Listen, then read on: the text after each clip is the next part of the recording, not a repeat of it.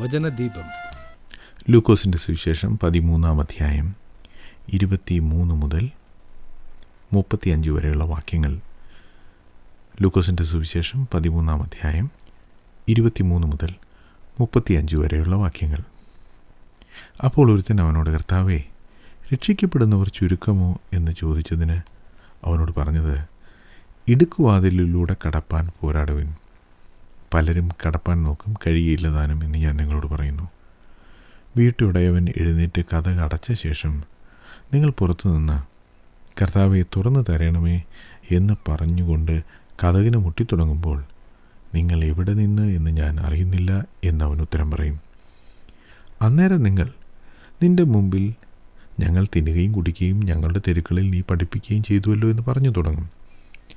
അവനോ, നിങ്ങൾ എവിടെ നിന്ന് എന്ന് ഞാൻ അറിയുന്നില്ല എന്ന് ഞാൻ നിങ്ങളോട് പറയുന്നു. അനീതി പ്രവർത്തിക്കുന്ന ഏവരുമായുള്ളവരെ, എന്നെ വിട്ടു പോകുവിൻ എന്ന് പറയും. അവിടെ അബ്രഹാമും ഇസഹാക്കും യാക്കോബും സകല പ്രവാചകന്മാരും ദൈവരാജ്യത്തിൽ ഇരിക്കുന്നതും നിങ്ങളെ പുറത്ത് തള്ളിക്കളഞ്ഞതും നിങ്ങൾ കാണുമ്പോൾ കരച്ചിലും പല്ലുകടിയും ഉണ്ടാകും. കിഴക്ക് നിന്നും പടിഞ്ഞാറ് നിന്നും തെക്ക് നിന്നും വടക്ക് നിന്നും അനേകർ വന്ന് ദൈവരാജ്യത്തിൽ പന്തിയിലിരിക്കും. മുമ്പന്മാരായി തീർന്ന പിമ്പന്മാരുണ്ട്, പിമ്പന്മാരായി തീർന്ന മുമ്പന്മാരുമുണ്ട്. ആ നാഴികയിൽ തന്നെ ചില പരീശന്മാർ അടുത്തു വന്ന്, ഇവിടം വിട്ടു പോയിക്കൊള്ളുക, ഹെരോദാവ് നിന്നെ കൊല്ലുവാൻ ഇച്ഛിക്കുന്നു എന്ന് അവനോട് പറഞ്ഞു.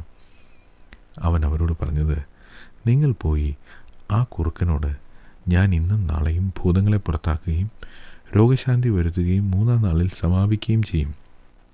എങ്കിലും ഇന്നും നാളെയും മറ്റന്നാളും ഞാൻ സഞ്ചരിക്കേണ്ടതാകുന്നു. യെരുശലേമിന് പുറത്തു വെച്ച് ഒരു പ്രവാചകൻ നശിച്ചു പോകുന്നത് അസംഭവ്യമല്ലോ എന്ന് പറവിൻ.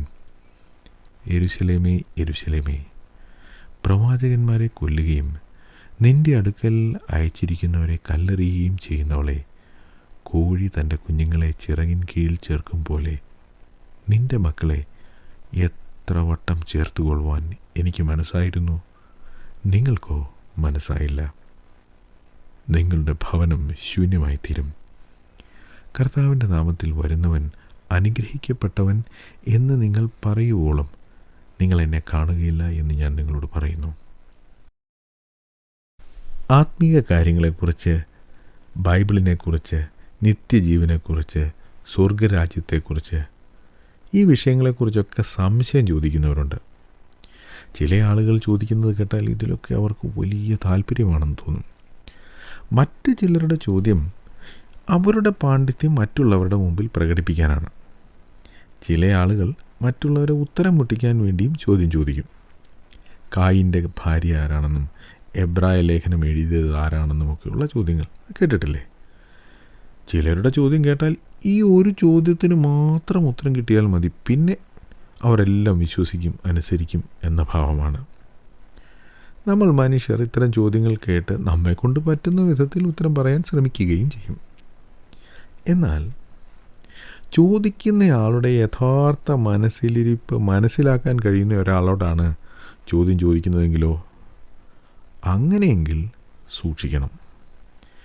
ലൂക്കോസ് 13-ാം അധ്യായത്തിൻ്റെ 23-ാം വാക്യത്തിൽ വളരെ ലളിതം എന്ന് തോന്നുന്ന ഒരു ചോദ്യം ഒരാൾ യേശുവിനോട് ചോദിക്കുന്നു. ഈ ചോദ്യം രക്ഷിക്കപ്പെടുന്നവരെക്കുറിച്ചാണ്. അയാൾക്ക് രക്ഷിക്കപ്പെടുക എന്നാൽ എന്താണെന്ന് ഒരു ധാരണയുണ്ടെന്ന് ചുരുക്കം. എത്ര പേർ രക്ഷിക്കപ്പെടുമെന്നോ ആരൊക്കെ രക്ഷിക്കപ്പെടുമെന്നോ അയാൾ ചോദിച്ചില്ല. രക്ഷിക്കപ്പെടേണ്ടത് എങ്ങനെയാണെന്നും ചോദിച്ചില്ല. അതൊന്നും അയാൾക്കറിയാൻ താല്പര്യമില്ലായിരുന്നു. പിന്നെ ആകെ കൂടി അങ്ങേർക്ക് അറിയേണ്ടത് ഇത്രമാത്രം: രക്ഷിക്കപ്പെടുന്നവർ ചുരുക്കമോ? ഈ ചോദ്യത്തിന് അതെയെന്നോ അല്ല എന്നോ ഉത്തരം പറഞ്ഞാൽ മതി. ഇംഗ്ലീഷിൽ യെസ് ഓർ നോ ക്വസ്റ്റ്യൻ എന്ന് ഈ ചോദ്യത്തെക്കുറിച്ച് പറയും. ഉത്തരം ഒറ്റ വാക്കിൽ ഒതുക്കാം: അതെയെന്നോ അല്ല എന്നോ. പക്ഷേ യേശു അതെയെന്നോ അല്ല എന്നോ പറഞ്ഞില്ല. യേശു ഈ ചോദ്യം ചോദിച്ചവനോട് അവൻ എന്ത് ചെയ്യണമെന്നാണ് പറഞ്ഞത്. ഇടുക്കുവാതിലിലൂടെ കടപ്പാൻ നോക്കുവിൻ എന്നായിരുന്നു യേശുവിൻ്റെ ഉത്തരം. ആരൊക്കെ രക്ഷിക്കപ്പെടുമെന്നോ അവരുടെ എണ്ണം എത്രയായിരിക്കുമെന്നോ അവർ ഒരു ഭൂരിപക്ഷമായിരിക്കുമോ എന്നൊന്നും അന്വേഷിച്ച് കണ്ടെത്തുന്നതിൽ വലിയ കഥയൊന്നുമില്ല എന്നാണ് യേശുവിൻ്റെ ഉത്തരം നമ്മോട് പറയുന്നത്. മറിച്ച് നീ ചെയ്യേണ്ടത് നീ ചെയ്യണം, നിൻ്റെ ഉത്തരവാദിത്വം നീ ചെയ്യണം. വെറുതെ അറിവ് വർദ്ധിപ്പിക്കുന്നത് ഉത്തരവാദിത്വം ചെയ്യുന്നതിന് പകരമാവില്ല. ചോദ്യവും യേശുവിൻ്റെ ഉത്തരവും നമുക്ക് വിശദമായി ഒന്ന് പരിശോധിക്കാം. രക്ഷിക്കപ്പെടുന്നവരെ പറ്റിയാണല്ലോ ചോദ്യം. രക്ഷിക്കപ്പെടുക എന്ന പദത്തിൽ നിന്നും ആരൊക്കെയോ നഷ്ടപ്പെട്ടു പോയിരിക്കുന്നു എന്ന് നമുക്ക് മനസ്സിലാക്കാമല്ലോ. ഒരു വസ്തുവോ അല്ലെങ്കിൽ ഒരു വ്യക്തിയോ അത് വാസ്തവത്തിൽ ഇരിക്കേണ്ട സ്ഥലത്തു നിന്നും ഇല്ലാതാവുന്നതാണ് നഷ്ടപ്പെടുക എന്നതുകൊണ്ട് ഉദ്ദേശിക്കുന്നത്. നഷ്ടപ്പെട്ട വസ്തു എവിടെ വേണമെങ്കിലും ആയിരിക്കാം, പക്ഷേ അത് ആയിരിക്കേണ്ട സ്ഥലത്ത് മാത്രം ഉണ്ടായിരിക്കില്ല. അതിനെ തിരഞ്ഞു കണ്ടെത്തി അതിനെ യഥാസ്ഥാനത്ത് വയ്ക്കുന്നതാണ് നഷ്ടപ്പെട്ട ഒരു വസ്തുവിനെ രക്ഷിക്കുക എന്നതിൻ്റെ ഉദ്ദേശം. ഇത് വ്യക്തികളുടെ കാര്യത്തിലും വാസ്തവമാണ്. നഷ്ടപ്പെട്ടു പോയ വ്യക്തിയെ എന്ന് വെച്ചാൽ ഒരു വ്യക്തിയെ ദൈവം എവിടെ ആക്കി വെച്ചുവോ അവിടെ അവനില്ല. ദൈവം മനുഷ്യനെ സൃഷ്ടിച്ച് ദൈവത്തോട് എപ്പോഴും സംസർഗം നടത്തുവാൻ പറ്റുന്ന ഒരു അവസ്ഥയിലാണ് ആക്കി വെച്ചിരുന്നത്.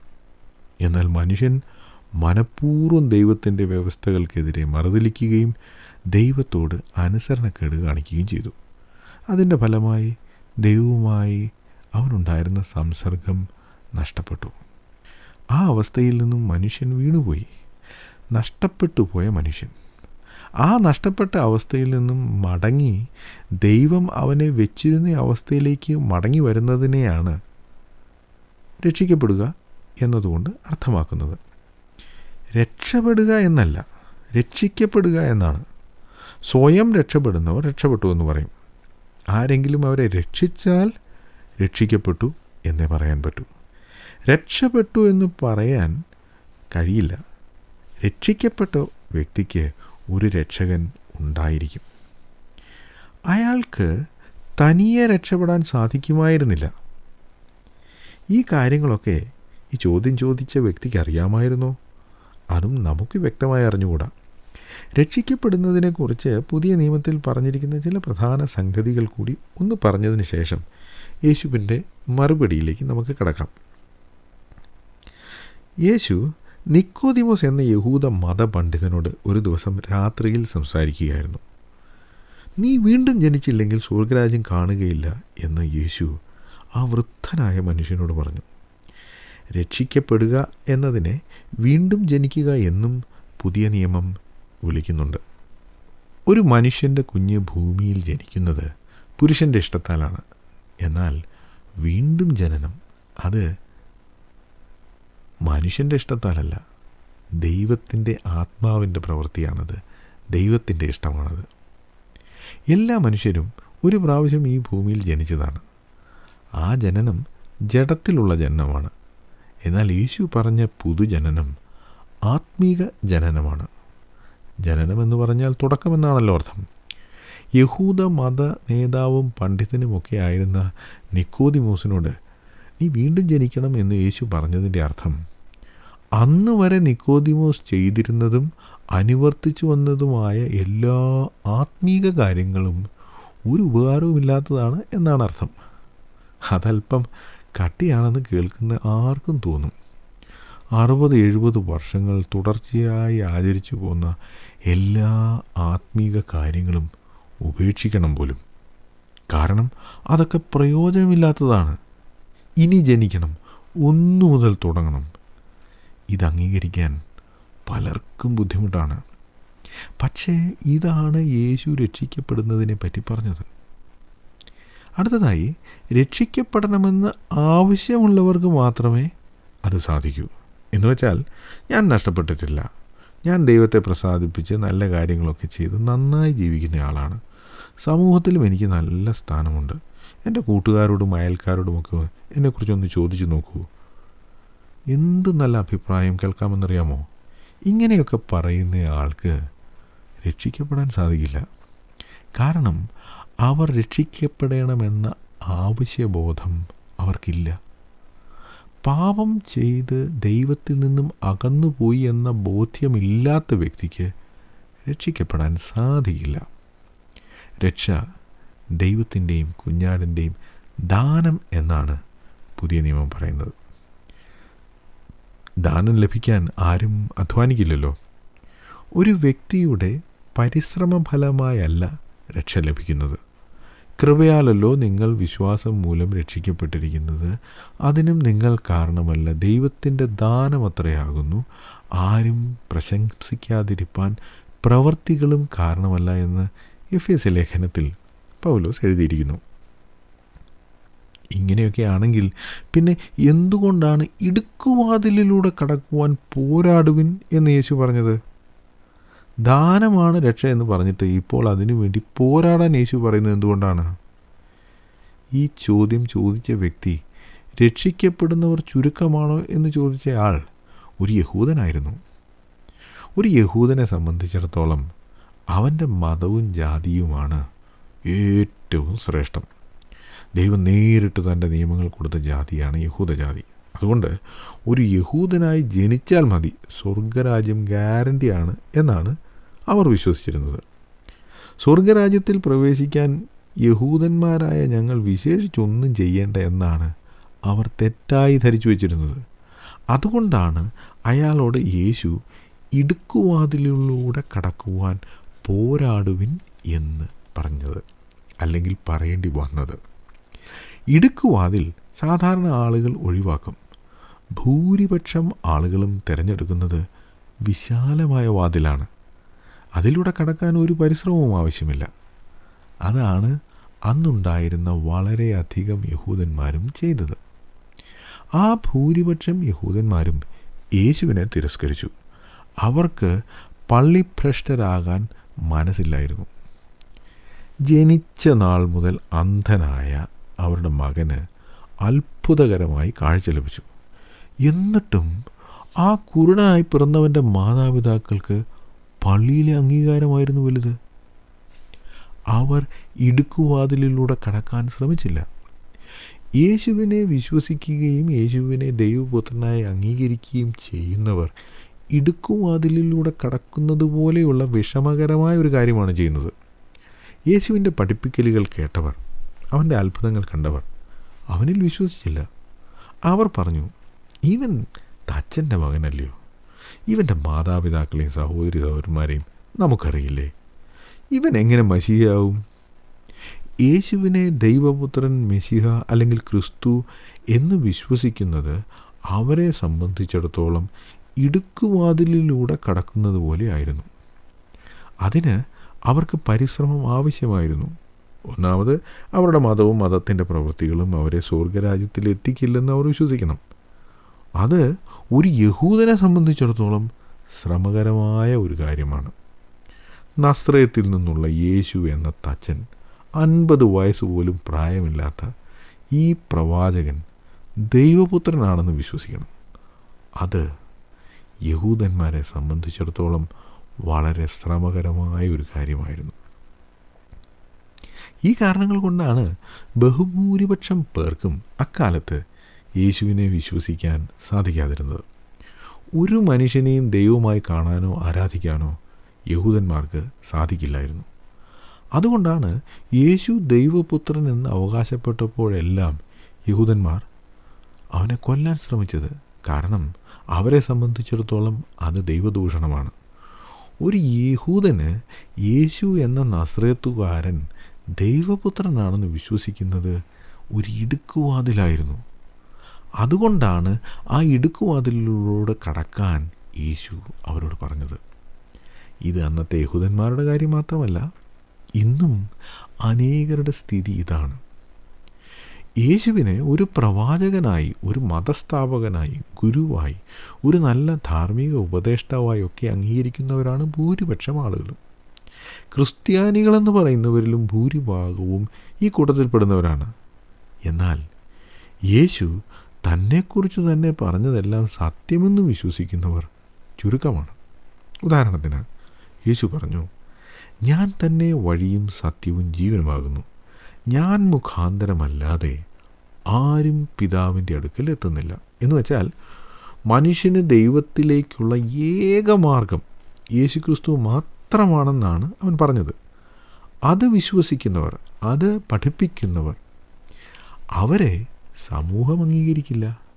അവരെ വർഗീയവാദികളും മതഭ്രാന്തന്മാരുമായി ചിത്രീകരിക്കുന്നു. കാരണം അവർ ഇടുക്കുവാതിലിലൂടെ കടക്കുന്നവരാണ്. പ്രിയ സുഹൃത്തേ, യേശുവിൻ്റെ വാക്കുകൾ ഇന്നും പ്രസക്തമാണ്. താങ്കൾ എല്ലാവരും പറയുന്നത് അനുസരിക്കുകയും വിശാലമായ വഴിയിലൂടെ പോവുകയും ചെയ്യുന്ന വ്യക്തിയാണോ? അതോ യേശു പറഞ്ഞത് വിശ്വസിക്കുകയും അനുസരിക്കുകയും ചെയ്യുന്ന വ്യക്തിയാണോ? അതാണ് ഇടുക്കുവാതിലിൽ കൂടി കടക്കുക എന്നതിൻ്റെ അർത്ഥം. അതിനാണ് നാം ശ്രമിക്കേണ്ടത്. അല്ലാതെ കുടുംബക്കാരെയും കൂട്ടുകാരെയും സമുദായക്കാരെയും സമൂഹത്തെയും അനുസരിച്ച് ജീവിക്കുന്നവർ യേശു പറഞ്ഞത് വിശ്വസിക്കാത്തവരാണ്. യേശു ദൈവപുത്രൻ എന്ന് വിശ്വസിക്കാത്തവരാണവർ. അവർ നാശത്തിലേക്കുള്ള പാതയിലാണ്. ഇടുക്കുവാതിലിലൂടെ കടക്കാൻ പലരും നോക്കും, കഴിയില്ല താനും എന്ന് യേശു 24 വാക്യത്തിൽ പറഞ്ഞു. യേശുവിൻ്റെ ശിഷ്യരാകാൻ ശ്രമിച്ച് സാധിക്കാതെ പോയ പലരെക്കുറിച്ചും സുവിശേഷങ്ങളിൽ നാം വായിക്കുന്നുണ്ട്. ദൈവത്തെക്കാൾ ധനത്തെ സ്നേഹിച്ച ഒരു ചെറുപ്പക്കാരനെക്കുറിച്ച് സുവിശേഷങ്ങളിൽ നാം കാണുന്നു. മാതാപിതാക്കളുടെ കാലം കഴിഞ്ഞ് യേശുവിനെ അനുഗമിക്കാൻ ശ്രമിച്ച ഒരു വ്യക്തിയെക്കുറിച്ചും നാം സുവിശേഷങ്ങളിൽ കാണുന്നു. യേശു അത്ഭുതം ചെയ്ത് അപ്പവും മീനും കഴിച്ച് തൃപ്തരായ ആളുകൾ, അവരെല്ലാം യേശുവിനെ വിട്ടുപോയി. അവർ യേശുവിൻ്റെ പഠിപ്പിക്കലുകളെ കേട്ടിട്ട് പറഞ്ഞു, ഇത് കഠിന വാക്ക്. അങ്ങനെ ആക്ഷേപിച്ചിട്ടാണ് അവർ പോയത്. രോഗസൗഖ്യം ലഭിച്ചവരും യേശുവിനെ അനുഗമിക്കാൻ തയ്യാറായില്ല. 10 കുഷ്ഠരോഗികൾക്ക് യേശു ഒരവസരത്തിൽ സൗഖ്യം നൽകി. എങ്കിലും അവരിൽ ഒരുത്തൻ മാത്രമേ യേശുവിന് നന്ദി പറയാൻ മടങ്ങി വന്നുള്ളൂ. ആളുകൾ പലരും ചില ശ്രമങ്ങൾ നടത്തി, അവർക്ക് ചില ആനുകൂല്യങ്ങൾ ലഭിക്കുകയും ചെയ്തു. പക്ഷേ യേശു പറയുന്നു, അവർക്ക് ഇടുക്കുവാതിലിലൂടെ കടക്കാൻ കഴിയില്ല എന്ന്.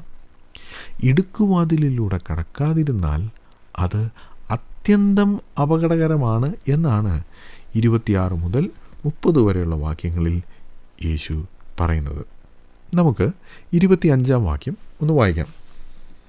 വീട്ടുടയവൻ എഴുന്നേറ്റ് കതകടച്ച ശേഷം നിങ്ങൾ പുറത്തുനിന്ന് കർത്താവെ തുറന്നു തരണമേ എന്ന് പറഞ്ഞുകൊണ്ട് കതകിന് മുട്ടി തുടങ്ങുമ്പോൾ നിങ്ങൾ എവിടെ നിന്നു എന്ന് ഞാൻ അറിയുന്നില്ല എന്ന് അവൻ ഉത്തരം പറയും. ഇവിടെ കാണുന്ന വീട്ടുടയവൻ കതകടയ്ക്കാനും തുറക്കാനും അധികാരമുള്ളവരാണ്. അത് ദൈവമാണെന്ന് മനസ്സിലാക്കാൻ ഒരു വിഷമവുമില്ല.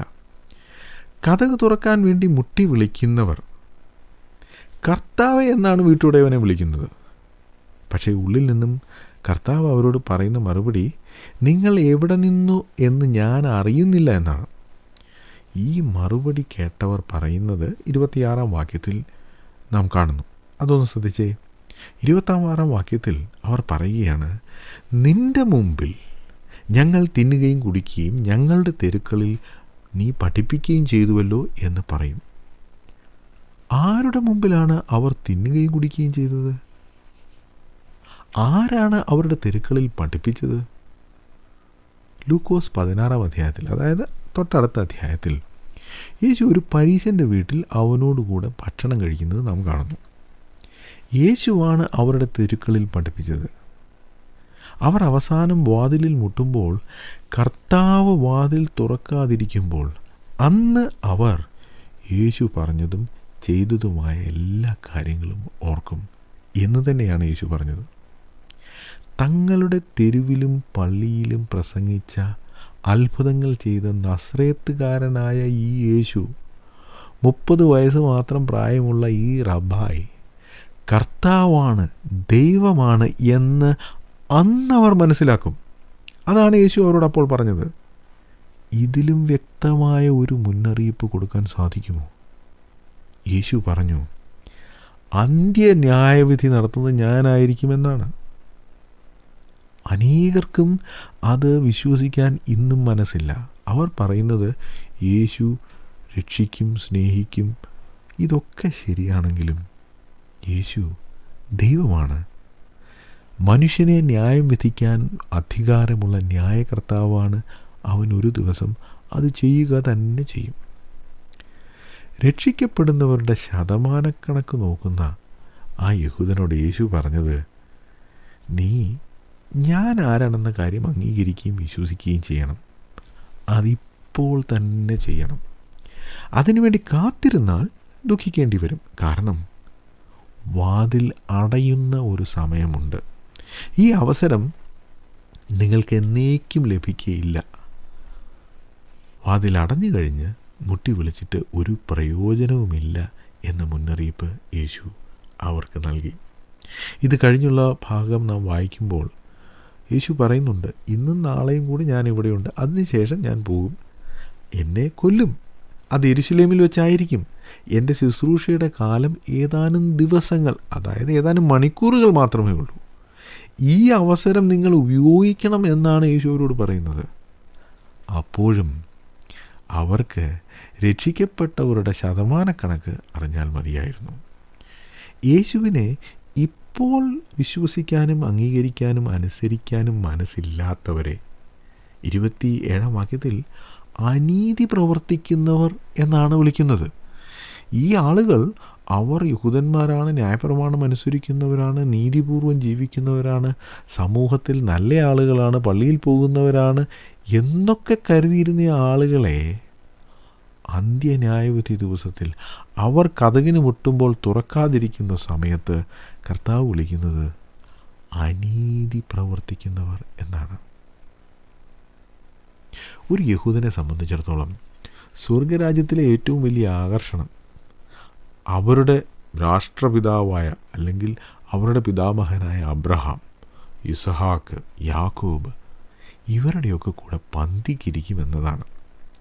ഇതുതന്നെയാണ് യേശുവും അവരോട് പറയുന്നത്. പുറത്ത് നിൽക്കുന്ന യഹൂദന്മാരായവർ അവർക്ക് വേണ്ടി വാതിൽ തുറന്നു കിട്ടുന്നില്ലെങ്കിലും അകത്ത് അബ്രഹാമിൻ്റെയും ഇസഹാക്കിൻ്റെയും യാക്കോബിൻ്റെയും കൂടെ യഹൂദന്മാരല്ലാത്തവർ പന്തിക്കിരിക്കുന്നത് അവർ കാണും. അതാണ് യേശു പറയുന്നത്.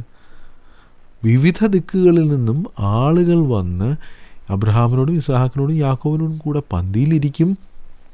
നിങ്ങൾ വാസ്തവത്തിൽ അകത്തിരിക്കേണ്ടവരായ നിങ്ങൾ പുറത്ത് ഇരുട്ടിലായിരിക്കും. അവിടെ കരച്ചിലും പല്ലുകടിയും ഉണ്ടാകും. അത് വളരെ ദുഃഖകരമായൊരു കാര്യമാണ്. അതുണ്ടാകാതിരിക്കാനുള്ള മുന്നറിയിപ്പാണ് യേശു അവർക്ക് നൽകുന്നത്. പക്ഷേ ആ മുന്നറിയിപ്പ് അവഗണിക്കുന്നവർ അവസാനം അതിന് വലിയ വില കൊടുക്കേണ്ടി വരും എന്ന് യേശു അവരോട് പറഞ്ഞു. യോഗ്യരാണെന്ന് കരുതിയവർ അയോഗ്യരും, ഒരു യോഗ്യതയും ഇല്ലെന്ന് കരുതിയവർ യോഗ്യരുമായി തീരുന്നതാണ് ഇവിടെ നമുക്ക് കാണാൻ സാധിക്കുന്നത്. അതുകൊണ്ടാണ് യേശു പറഞ്ഞത്, മുമ്പന്മാരായിത്തീരുന്ന പിൻപന്മാരുണ്ട്, പിൻപന്മാരായിത്തീരുന്ന മുമ്പന്മാരുമുണ്ട്. യേശു അവർ അവശ്യം ചെയ്യേണ്ട കാര്യത്തെക്കുറിച്ചാണ് അവരോട് പറഞ്ഞത്. ആ നാഴികയിൽ ചില യഹൂദന്മാർ യേശുവിനോട് മറ്റൊരു കാര്യം പറയുകയാണ്.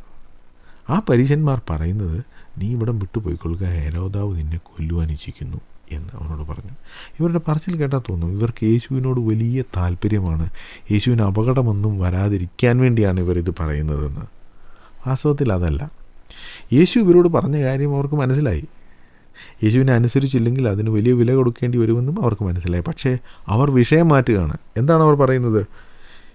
വാസ്തവത്തിൽ ഈ നാടിൻ്റെ ശാപം എന്ന് പറയുന്നത് ഹെരോദാവാണ്, ദുഷ്ടനായ ഹെരോദാവ്. അവൻ നിന്നെ കൊല്ലാൻ അന്വേഷിക്കുന്നു. നീ വേഗം സ്ഥലം വിട്ടു. നിന്നോടുള്ള സ്നേഹം കൊണ്ട് ഞങ്ങൾ പറയുകയാണ് എന്ന മട്ടിലാണ് അവർ യേശുവിനോട് ഇത് പറഞ്ഞത്. പക്ഷേ യേശുവിൻ്റെ മറുപടി അവരുടെ മുഖത്തടിച്ചതുപോലെയായിരുന്നു. യേശു ഹെരോദാവിന് യാതൊരു ബഹുമാനവും കൊടുത്തില്ല. അവരോട് പറഞ്ഞു, നിങ്ങൾ പോയി ആ കുറുക്കനോട്, എന്ന് വെച്ചാൽ നിങ്ങൾ യഹൂദന്മാർക്ക് പോയി അവനോട് പറയാം, അവൻ എന്നെ കൊല്ലാൻ പോവുകയാണെന്ന് എന്ന കാര്യം നിങ്ങളോടാണല്ലോ പറഞ്ഞത്. അപ്പോൾ നിങ്ങൾക്ക് അവനുമായി സംസാരിക്കാനുള്ള സ്വാതന്ത്ര്യമുണ്ട്. അതുകൊണ്ട് നിങ്ങൾ പോയി ഹെരോദാവിനോട് പറയുക. എന്താണ് പറയേണ്ടത്? ഞാൻ ഇന്നും നാളെ ഇവിടെ കാണും, നീ എന്നെ ഒന്നും ചെയ്യില്ല, ഭൂതങ്ങളെ പുറത്താക്കുകയും രോഗശാന്തി വരുത്തുകയും ചെയ്യും. 3 ദിവസം, 3-ാം ദിവസം അത് സമാപിക്കും. പക്ഷേ ഇന്നും നാളെയും എനിക്ക് ചെയ്യേണ്ട പ്രവൃത്തിയുണ്ട്, പിതാവിനെ ഏൽപ്പിച്ച പ്രവൃത്തിയുണ്ട്. ഞാൻ സഞ്ചരിക്കണം, ഞാൻ പ്രവർത്തിക്കണം, അത് ഞാൻ ചെയ്യും. അത് കഴിഞ്ഞ് പരീശന്മാരോട് യേശു പറയുകയാണ്, യെരുശലേമിന് പുറത്തു വച്ചൊരു പ്രവാചകൻ നശിച്ചു പോകുന്നത് അസംഭവ്യമല്ലോ എന്ന് പറവിൻ. ഹെരോദ രാജാവിനോട് ചരിത്രം പറയുന്നത് അവൻ ഒരു ഏദോമ്യനാണെന്നാണ്, യഹൂദനല്ല. അന്യജാതിക്കാരനായ ഹെരോദാവിനോട്, ദുഷ്ടനും അധാർമികമായ ഹെരോദാവിനോട് നിങ്ങൾ പോയി പറയണം. എന്താണ് പറയേണ്ടത്?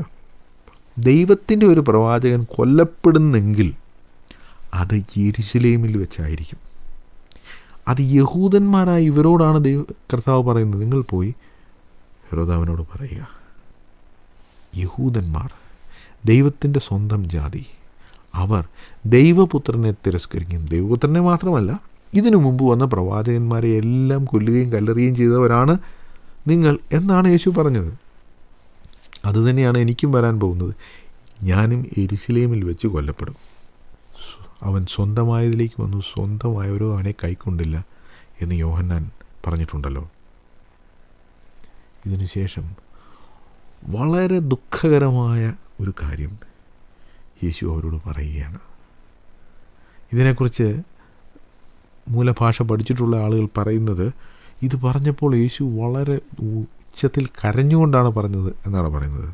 താൻ പറയുകയാണ്, രാജാവിൻ്റെ നഗരമാണ്, ദൈവം തിരഞ്ഞെടുത്ത നഗരമാണ് യെരുശലേം. പക്ഷേ താൻ പറയുകയാണ്, യെരുശലേമേ യെരുശലേമേ, പ്രവാചകന്മാരെ കൊല്ലുകയും നിൻ്റെ അടുക്കൽ അയച്ചിരിക്കുന്നവരെ കല്ലെറിയുകയും ചെയ്യുന്നവളെ, കോഴി തൻ്റെ കുഞ്ഞുങ്ങളെ ചിറകിൻ കീഴിൽ ചേർക്കും പോലെ നിൻ്റെ മക്കളെ എത്ര വട്ടം ചേർത്ത് കൊള്ളുവാൻ എനിക്ക് മനസ്സായിരുന്നു, നിങ്ങൾക്കോ മനസ്സായില്ല. നിങ്ങളെ രക്ഷിക്കാൻ, നിങ്ങൾക്ക് വരാൻ പോകുന്ന ദുരന്തത്തിൽ നിന്നും വിടുവിക്കാൻ ദൈവത്തിന് എത്ര വട്ടം മനസ്സായിരുന്നു. അത് സംഭവിക്കാഞ്ഞതിന് ഒരേ ഒരു കാരണമേ ഉള്ളൂ, നിങ്ങൾക്ക് മനസ്സില്ലായിരുന്നു. ഇടുക്കുവാതിലൂടെ കടക്കുന്നതിനെക്കുറിച്ച്, രക്ഷിക്കപ്പെടുന്നതിനെക്കുറിച്ച്, ദൈവരാജ്യത്തിൽ സന്തോഷം അനുഭവിക്കുന്നതിനെക്കുറിച്ചൊക്കെയാണ് യേശു പറഞ്ഞത്. പക്ഷേ അതൊന്നും ഇവർക്ക് ലഭിക്കാതിരിക്കുന്നതിൻ്റെ ഏക കാരണം അവർക്ക് മനസ്സില്ലായിരുന്നു എന്നതാണ്. പ്രിയ സുഹൃത്തേ, ദൈവം അത്യധികമായ അനുഗ്രഹങ്ങൾ നിങ്ങൾക്ക് നൽകുവാൻ ആഗ്രഹിക്കുന്നു. സ്വർഗത്തിലെ സകല ആത്മീക അനുഗ്രഹങ്ങളും നിങ്ങൾക്ക് നൽകാൻ അവൻ ആഗ്രഹിക്കുന്നു. നിങ്ങൾക്കത് ലഭിക്കുന്നില്ലെങ്കിൽ അതിനൊരേ ഒരു കാരണമേ ഉള്ളൂ. യേശു പറഞ്ഞു, നിങ്ങൾക്ക് മനസ്സില്ല.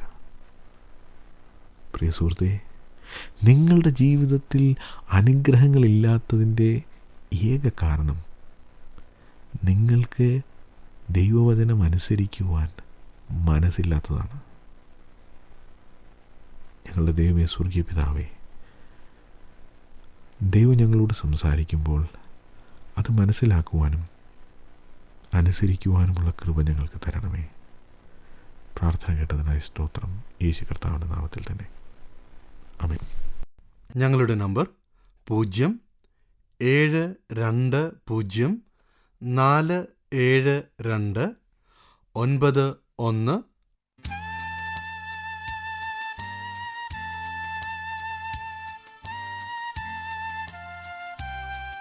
വചനദീപം